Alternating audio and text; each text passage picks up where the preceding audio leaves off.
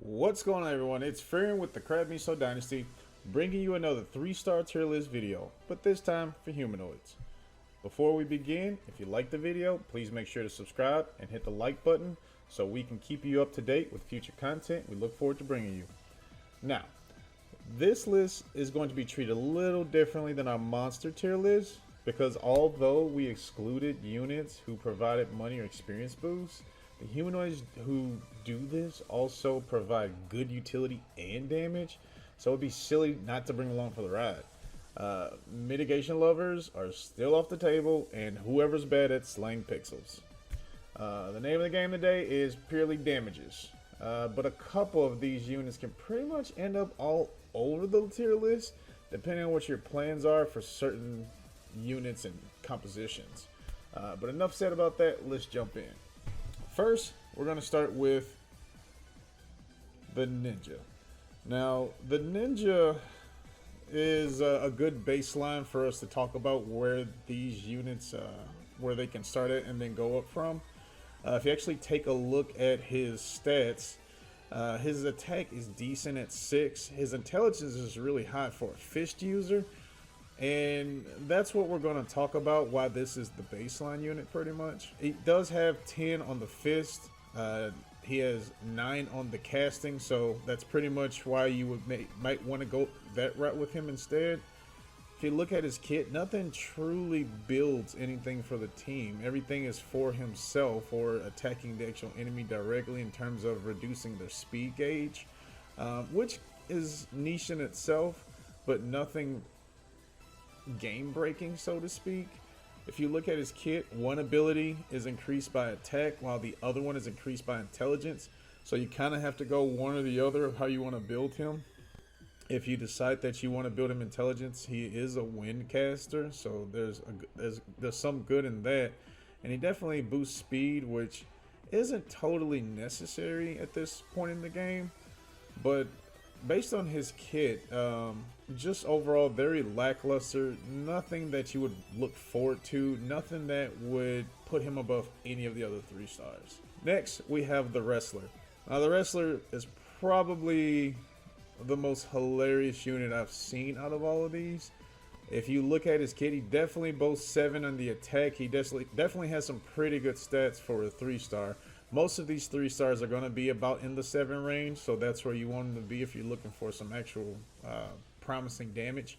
If you actually go down and look at his kit, another fist user, everything about him just boosts damage for himself, but the meme is his NE1, where damage dealt by tower attacks plus 100%, and damage dealt to gun equipping enemies plus 50%. Incredibly niche, and this is one of those things where you waste a turn to pick someone up and then you use every turn from there just attacking with him. So it's something you have to build up for, but definitely not a direction you want to go. Regarding his abilities, he definitely starts with an E+, a very cheap E+ single target. His power driver is not too expensive. His super power driver, it's not something that you would look forward to, especially in a 3-star when there's much better units out there.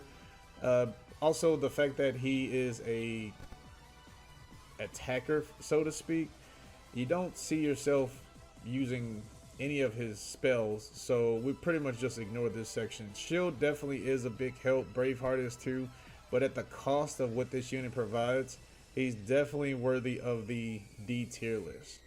Next, going up to the Bs, starting with Star Mage.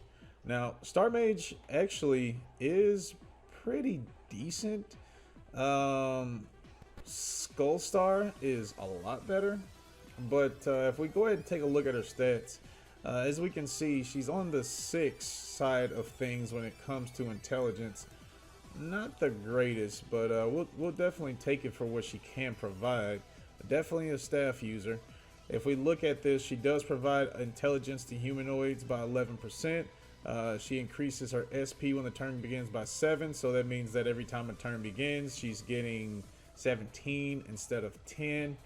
Elemental damage taken by 40%. and she also does reduce the cost of her abilities by 12, so she can make her abilities incredibly cheap. She does have an AoE ability, which this is kind of standard from G plus to F. Her any 3 ultimate is, it only affects herself with a medium heal. Not something that is worth bringing along. She definitely does have all of her star damage abilities, but unfortunately she only goes up to Mega Star, and that's it.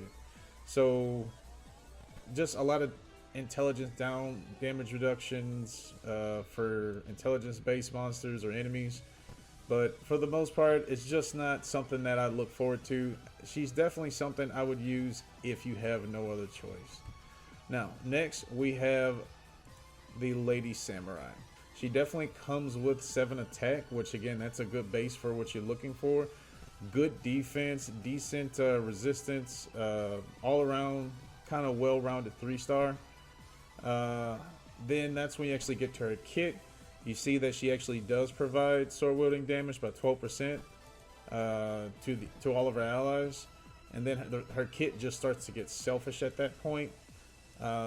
The normal attacks be increased by 50%. Again, normal attacks isn't a bad thing. It's something you definitely going to be finding yourself doing a lot as you're trying to actually build up the attacks that you wish to use in the later waves.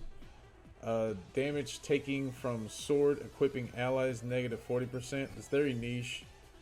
And then self damage dealt to monsters by 40%. That's actually pretty good. Her kit, her E plus ability 15, that's standard.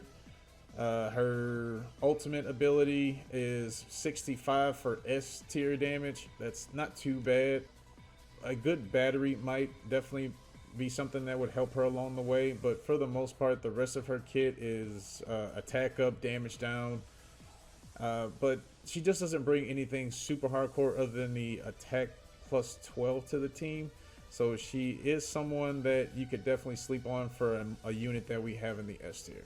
Next, we're going up to the A tier. We have the Pirate. Now, most people would think that this is an S tier unit because of the drop rate boost, but again, we're not focusing on those particular things right now. What we're focused on is their overall kit. Now, his kit could potentially put him in the S tier, but the S tier is just that much better. So with looking at him again, 7 attack per level, really good base stats for a 3-star. If we actually look at his kit, he is a gun user, so not a whole lot of gun users at this point. We'll definitely get some in the future, so he'll definitely be good for those teams. If you don't have that many gun users, he could be a decent sword user, but you prefer to use him as a gun user, and I'll show you why. If you look at his kit, gun wielding allies plus 12%, that's definitely going to help him and the rest of his team. Damage dealt to staff equipping enemies, that right there is niche, but that's not too bad to bring along. That definitely is a big help. Standard single target damage, E plus 15. His ultimate ability is C plus damage. It's really expensive, so definitely not something that you should want to save up. But what puts him in the A tier is his spells. Now, if we take a look at his spells, he has poison and he has paralysis. These are 2 really good abilities to bring along for a lot of things that we have to take care of, especially when it comes to getting missions completed in normal and hard mode. And there are a lot of units that's going to be really incredibly beneficial against, especially in the Overlord Tower. Next, we have the Skull Kit. 7 on the intelligence, that's actually really good. This is definitely the version of him that specifically uses star-based attacks. If we look at his kit, humanoids intelligence plus 11, that's really good. A self SP plus 7 when turn begins, so that means he's getting 17 per turn. His intelligence increases by 6% when a turn begins. That's really good. So this is a stacking buff since it's when turns begin. So again, that means that the first time his turn comes up, he gets 6. Next turn, it gets up to 12. Next time it comes up, it gets up to 18. Since it's 3 times, it's just going to stay at that 18% intelligence every time his turn comes up. And the next one is self damage increased by skills by 45%. His entire kit is really strong for a 3-star unit, but unfortunately the S tiers are definitely a better choice in my opinion. If we actually go to his ability, again, unfortunately he only has 2, so that's the kind of drawback about him. He has star and mega star, so it's the only thing you're really going to be dealing damage with him. He doesn't have access to giga star, which a lot of the other 4 stars do.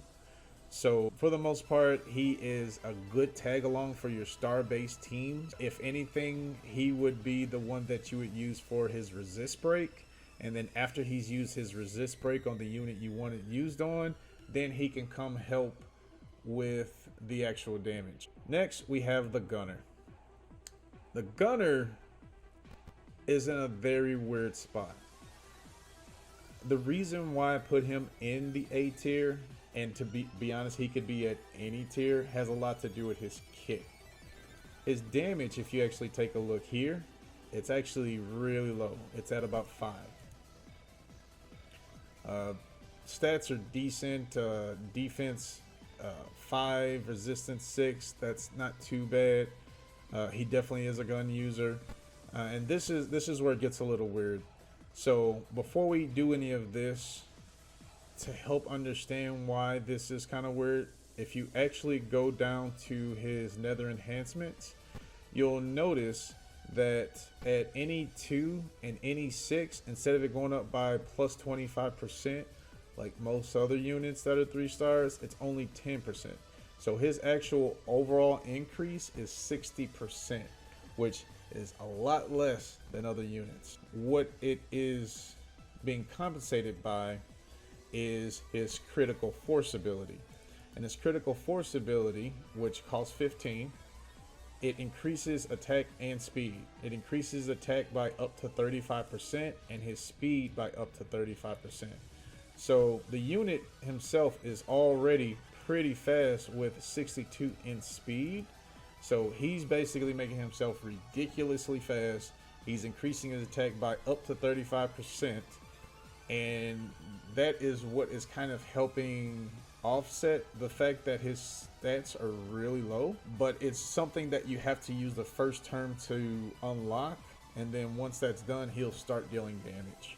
As a character, the other thing that's really good about him too is that his spells, he comes with paralysis and poison. Those are 2 really good abilities for a lot of the things that we actually have to take care of in the game. So that's why I put him in A tier. I felt that that was the most appropriate place to put him. Although his kit is very weird in itself, to where you kind of have to take a turn to build up and then you can actually start dealing damage. Everything else about him that he does for the team is very beneficial in itself too, which is the next thing I wanted to discuss. So right here, ally with the highest action gauge plus 18% attack. That pretty much means whoever comes after him is going to get that 18% for 2 turns. That's really strong. That's really good.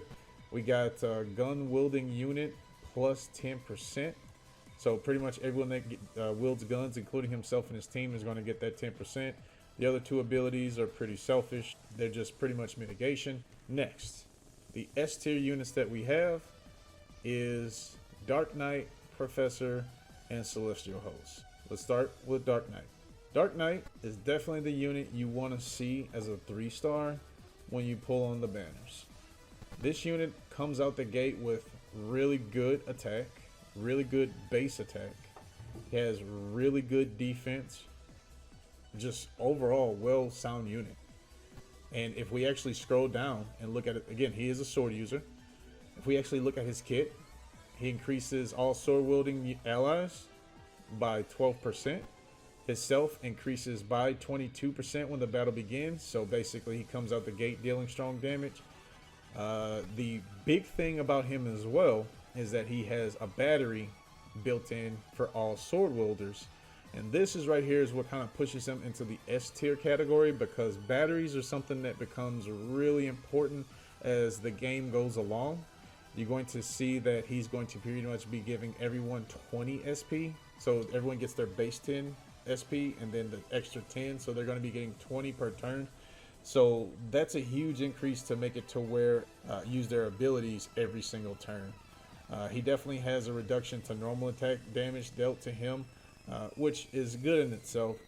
But if we look at his kit, he has a drain ability that goes up to E+, and he has an ultimate that you'll probably never use because it's too expensive. The rest of his kit, he has Brave and Shield that you would mainly use if you wanted to help him be kind of the support of the team. But other than that, he's just an overall strong unit that is going to deal great damage and provide a lot of utility to the team. Professor is definitely that unit that you'll run into in the item world and will upset you as much as if you run into the pirate. The thing about her is not only is she one of the fastest units in the game, much like pirate and these others, gunner, is she also has really high intelligence and resistance. So she barely takes damage from spells cast against her. She does a lot of damage with her actual spells that's in her kit. She is a staff user. She also provides intelligence to the team by 12%. Definitely good for Mile for sure. This is one of the things that makes her incredibly good as well. She immediately gets 18 SP when the battle begins, so she can definitely use her bigger abilities as soon as the battle begins. And then right here, for 2 turns, the unit that goes right after her gets 35% intelligence. That's huge. That is huge, and it lasts for 2 turns. So just major damage coming from her and whoever comes after her. And if you look at her kit, this right here definitely puts her in the S tier. Boosts the attack and defense of units by up to 40%, and her ultimate is she can increase a unit's intelligence and speed by 75% and 25%. The numbers just pretty much speak for themselves. Not much needs to be said. She's just an overall powerhouse. Not only that, her ability that she gets at level 50 at D+ damage for 25, that's incredibly good for star-based damage. So she's basically a really good person to bring along for your Mile team and just pretty much amplify all the damage that comes star-based. Now her kit does come with ice-based spells, but for the most part, you'll be using her for the rest of her kit. This is probably something you'd use if it called for it, but the fact that she has the ability to use 2 different types of spells is even better. She definitely helps out when it comes to attacks, and she definitely helps out when it comes to intelligence. Just everything about her kit is amazing. So she's well worth the title, and she's definitely something you don't want to miss out on. Last, we have Celestial Host. I can assume that a lot of people didn't feel that Celestial Host would actually make the list. Celestial Host has a lot to provide to the team, and he helps in every category just about. He is a spear-based user, so if you definitely got a Tyrant Valvatorus, an Etna, or Majin Etna, he definitely fit in with them for the actual synergy. If you look here, it says all monsters damage dealt to monsters is plus 10%. The ally with the highest action gauge plus 25%. So, I mean, that's self-explanatory. Whoever comes after him gets extra 25%, lasts for 2 turns. Next turn comes around, you get 25% there. So, it is just making whoever comes after him just a powerhouse on top of it. All allies HP heal plus 15%, so that means if you're Tyrant Valvatorus or your Valvatorus or anyone that actually casts healing abilities, if they drain or heal, it's going to help make it that much more. And this right here, his NE7, enemy monsters defense minus 20% when a turn begins. That basically means that as long as he stays alive, every single time it comes to his turn, all monsters on the opposite team will have their defense reduced by 20%. Super strong. Super strong. The thing that I don't want anyone to sleep on is his ultimate, Love's Miracle. Love's Miracle for 65, which actually isn't incredibly expensive. He will randomly cast, Resurrection, a random ally. So he's the only character that I've found so far that has the ability to resurrect. super strong ability in the game. A lot of people may feel that it's unnecessary. I feel that every team is going to be different. Every situation is going to be different. A lot of these 3-stars, even till this day, in Japan have use. And this is one thing that I feel that he can definitely fill in the gap for spear-based teams, or even if it's not a spear-based team. And even right now, just everything about his kit is just great. But for the most part, this entire kit right here is just, it's beautiful. It's definitely beautiful. It's something I would not sleep on, and it's definitely something I would not fodder. But pretty much that's the tier list that I was actually able to gather up now. Please let us know if you have any questions. I appreciate the watch, and take it easy. Have a good one.